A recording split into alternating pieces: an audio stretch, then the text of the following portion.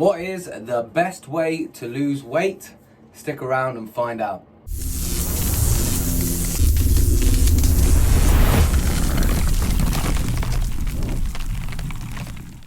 How's it going, guys, and welcome back to the channel. So today I thought I'd pick on the subject of what is the best way to lose weight.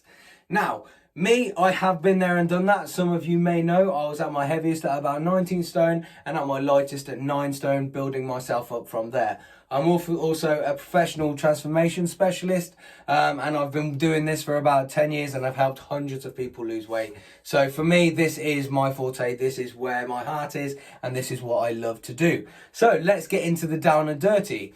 I've written a list of do's and don'ts. Right? So let's start with the do's. What to do to lose weight. Number one, not in any particular order. Diet. Obviously, diet's a massive part when it comes to losing weight. You eat too much, you get too big. You eat too little, you get too small. That is a given. But where do you start if you don't know where to start? This is how simple it is. Head on to Google and write in TDE calculator. Yeah? That stands for total daily energy expenditure. Once you get on there, you will then write in things like your age, your sex, your weight, and it will come up with a number. This number is what's called your maintenance calories. Your maintenance calories are the amount of calories you need to eat a day to remain the same weight, right? So then to create what's called a deficit in order to lose weight, you need to deduct a certain amount of calories from that number. So say, for example, it might say 2,000 calories. I would personally start at deducting 300 calories because you never want to create too much of a deficit at the start because you're going to end up binging and crashing and feeling like crap. Okay, so starting at 300, say you've got a 2,000 calorie maintenance, you're going to deduct 300 calories, so you've got 1,700 calories to eat. Okay, if you wanted to do it bigger, go to like 500 calories, so you have 1,500 calories to eat a day, then fine. Everyone's got their own choice, right? But where do you go from here now you know your number? My suggestion is download a app that you can track your food on. There's quite a few out there. The two best ones are generally MyFitnessPal, and my personal favourite is the NutriTrek app, which is only available in England. These apps are amazing. They help you track everything that you put in your mouth, which is vital when it comes to losing weight and realising how much you actually eat. Another thing that you might find helpful is how much protein should you eat. Now, when it comes to fats and carbs, I don't care. It doesn't matter at this point in time. What matters is what's going to get you to the finish and make you feel great at the end. Now, when you lose weight, there is a very high chance that you're also going to lose a massive amount of muscle as well. The less muscle you have by the time you've lost all your weight, the skinnier you will look, and the higher chance that you won't look lean. Okay? The more muscle you have, the bigger chance you have of looking lean. It sounded a little bit fumbly there, but I've got a lot going through my head right now. Anyway, so how much protein should you have? And most people tend to say anything between 0.5 to 10 grams per pound of weight. Yeah? I personally go halfway, 0.7 grams per pound of body weight, okay? And that is a really good way of making sure that you're going to get enough protein in your diet to keep the muscle and help building muscle throughout your weight loss period, okay? Yes, you can build muscle in a deficit. A lot of people say you can't, but you can. That's a big old lie, right? Yes, it's slower. You don't build muscle as fast, but you do build muscle. The other thing I'd also say is choose foods that are satiating. So choose foods that are going to fill you up, that you're going to enjoy, that are high in protein, that are going to make you feel like you're having a good time, right? If you're unsure of where to start on that, hop onto my website and you can pick up my cookbook. It's awesome. It's got about 50 recipes in it, from breakfast, lunch and whatnot. And all of those are absolutely banging foods to eat, right? So head on over there if you want to choose that. Next, we've got water. A lot of people don't realise how important water is when it comes to the functioning of your body. But we are actually around, I think it's about 85% water. That's a massive amount of water, okay? Our whole body relies on it. All our organs, everything runs on how much water we've got. And if you are dehydrated, your body starts to shut down, right? So making sure you're drinking enough water is absolutely vital, okay? How do you know when you're hydrated? Just look at the colour of your pee. Keep it simple. If you're close to clear and clear, you're in the clear, yeah? If you go into the dark, you're going to end up in the dark, basically. Just think of it like that.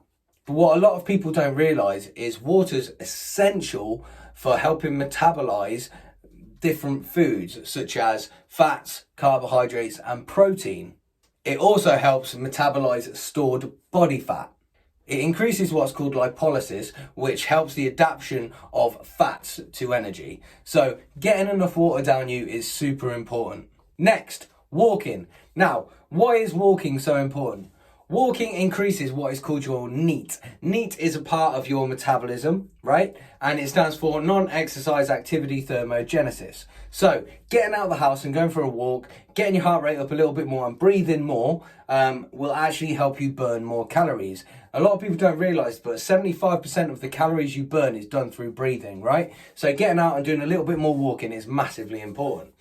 I also like to use this analogy as well to help you imagine how important it is as well, okay? So on average, when you've completed 10,000 steps of walking, you will have burnt around 500 calories. Now, to burn 1 pound of body fat in a week, you need to create a deficit of what is 3,500 calories, right? So a week of walking 10,000 steps a day, 500 calories a day each, creates a deficit of 3,500, you will have lost 1 pound of body fat.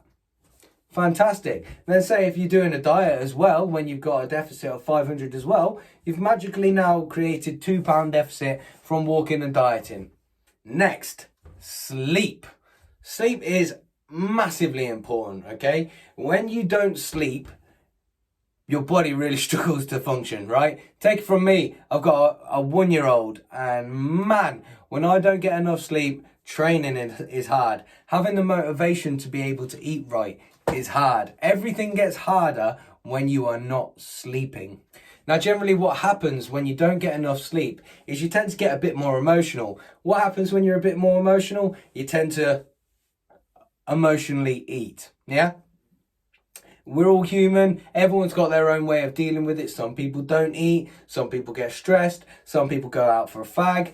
But a lot of people, the majority, tend to put food in the old hole in their face and have at it, right? So making sure you are going to sleep enough is really vitally important to help you emotionally stay stronger. A little bit of a reference as well back to the metabolism, because what you'll find is a lot of these things that I'm putting in here on how to lose weight fast are all aspects which will increase your metabolic rate. Your metabolic rate is created by lots of different aspects, okay? So you need to work on it from lots of different directions, okay? But with sleep, there are loads of studies that show that if you don't get enough sleep, for people that sleep 5 or less hours a day, actually damage their RMR. RMR stands for resting metabolic rate, okay? So you want to be aiming for around 7 to 8 hours sleep a night, which is hard for a lot of people. I do know and I understand, but you just need to do your best to see if you can try and get there. It's also super important because you want to give your body the chance to recover. When you are training, you're exercising, you're eating hard, you're focusing, you're really going for it, your body's under a lot of pressure. So working on your sleep as well is really going to help you with recovery and just keeping you on track. Next on the list, we have got measuring and weighing in. Okay, so obviously the most important part when it comes to losing weight is actually going to be measuring yourself. I almost said weighing. Is actually measuring yourself, right? Why? Because sometimes the scales doesn't actually show you what your body's going through. So measuring yourself is actually really, really important. Okay, like I'd probably measure myself once a week. That way you don't have to be so stressed about looking at scales all the time. Okay, but on those days when you look like you feel like you've lost absolutely nothing, you feel a bit disheartened, maybe it's been a week or two since you measured yourself, measure yourself, and sometimes you'll just have a really nice surprise. And you'll be like, holy crap, I've lost an inch from around my waist, or I've lost half an inch from around my bingo wings, however it goes, so measuring yourself is super important. Make notes, do both arms, both legs, do your hips, do your waist, do your chest, Yeah, so measure everything and keep on top of tracking it, okay? Because it really will lift you on days when you feel a little bit down. The other part is weighing. There's a lot of controversy when it comes to weighing in, right? A lot of PTs are like, oh, only weigh yourself once a week. Me personally, from my experience with my clients, weighing yourself every day is far more worth it. Why do I want you weighing in every single morning? Now, make sure when you do weigh in, you weigh in on the same scales, in the same place, in the same clothes, whether you're wearing something or nothing. Yeah? Make sure you do it after you pee and you poo as well. That way you get a better reading. But what I want you to do is make note of how much you weigh every morning. Because what I can guarantee will happen is your weight's going to go like this. And that is how the weight loss works. The weight loss.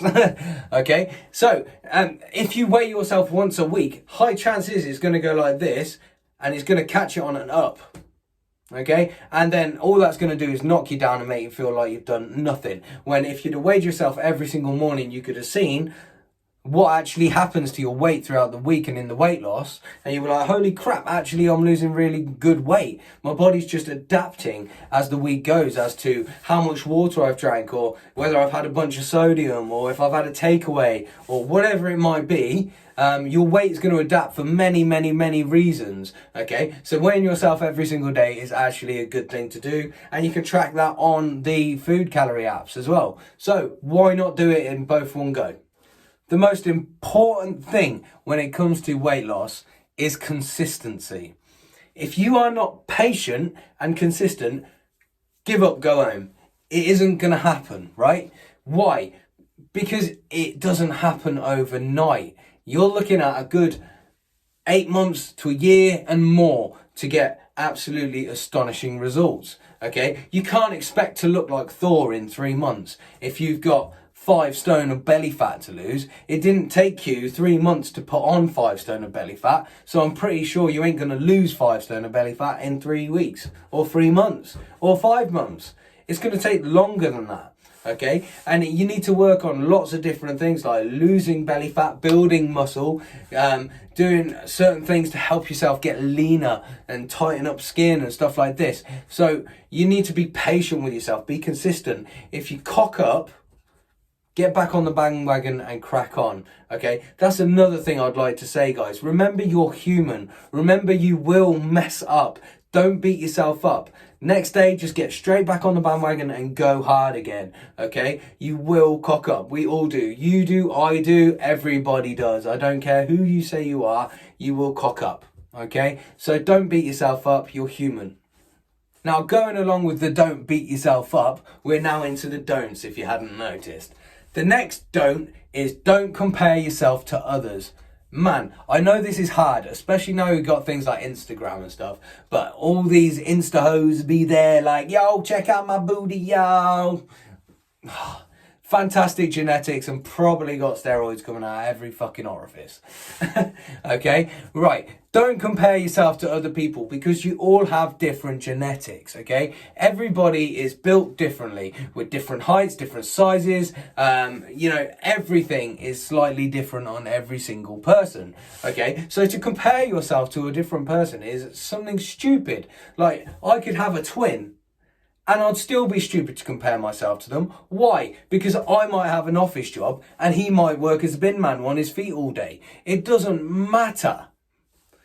Everybody has a whole different life that can contribute to what happens to your body. Everyone feels stress in different ways. Everyone feels anxiety in different ways. So stop comparing yourself to other people and stop thinking all these people out there are absolutely amazing, because they're not. They're probably struggling as well. They just don't show it. Next one is don't give in to fad diets, right?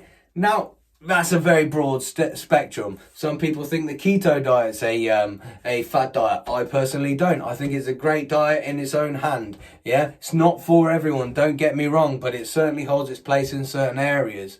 But I'm saying things like Slimming World, Slim Fast.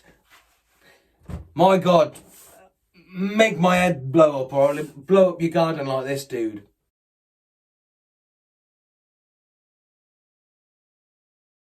Literally, it's the most ridiculous crap I've ever heard in my life. You go there, you pay to have someone tell you what you can eat, give you juices and cleanses and shit like this, and then you go away and you come back the next week to get weighed in and you've lost no fucking weight apart from the first 1 or 2 weeks because you don't understand what you've done to lose weight. The whole thing that they do just makes no fucking sense. To them, you could eat 10 bananas and lose weight, not realising that a banana is actually quite high calorie. It's not bad for you, it's just high calorie. What's it going to do? Stop you from losing weight, possibly put on weight, just because it's a banana? You can eat, there's no sins in a banana. There's no sins in any fucking food. There's no such thing as bad food. It's too much food. It's as simple as that. And that's why I don't like these fad diets, because they don't teach you anything. They're not teaching you what you're doing right or what you're doing wrong. So don't do them. Steroids. I bring up steroids now because people don't like to talk about it. You know, they're just like, oh God, you can't talk about that. Why? Thousands of people are on them. Thousands of people are on them. It doesn't matter. If they want to do it, have at them. It's their life. They're not hurting me. They're not hurting you. What they are hurting is you looking at them going, wow, they look fucking amazing and their genetics are amazing. I hope I can look like that. Maybe if I eat like them and train like them, I'll look like that. Bollocks. They've got fantastic genetics and they've got gear coming out of every friggin' ear and they're in a good place. It's as simple as that. Everybody is different. So that yet again, you're comparing yourself to someone on steroids. You can't. And just because you're on steroids doesn't mean you're going to lose loads of belly fat or whatnot. There's so many different aspects to it. I would suggest don't touch it with a friggin' barge pole. The most important thing I'd suggest that you could possibly do, go see if you've got low testosterone. Get yourself on TRT or HRT. Why? Because that's going to be way more valuable for you. It's going to give you more energy. It's going to help you lose more belly fat. It's going to help you be more focused, make you feel happier. All those things contribute to you training better and staying more focused. That's why it's important, okay? So stay away from the steroids. If you want to do anything, go get a hormone test. Lastly, there is no magic pill. So don't go out and buy a bunch of fat burners and shit like that because they're not going to work. All they're going to do is make you feel like you're buzzing off your tits and losing loads of money, okay? Take it from someone who's taken a lot of fat burners. There was nights where I could not get to sleep because I was so banging up on friggin' caffeine that I couldn't get to sleep. What happens when you can't sleep? You have friggin' crashes left, right and centre. I couldn't focus, I got shaky, all this kind of stuff. Not because I was doing anything wrong, it was because I was taking far too much caffeine from fat burning pills and stuff. So don't touch them. You do not need them. You literally do not need them, okay? There's a very small percentage of people that should actually even ever bother with fat burning pills. And I would say those are the people that are going to go into bodybuilding shows and they're about 3 weeks out.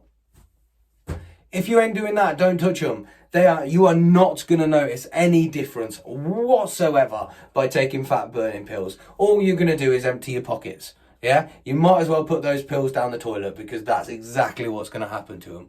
Thank you guys for sticking around for this video. I hope you found it informative and helpful.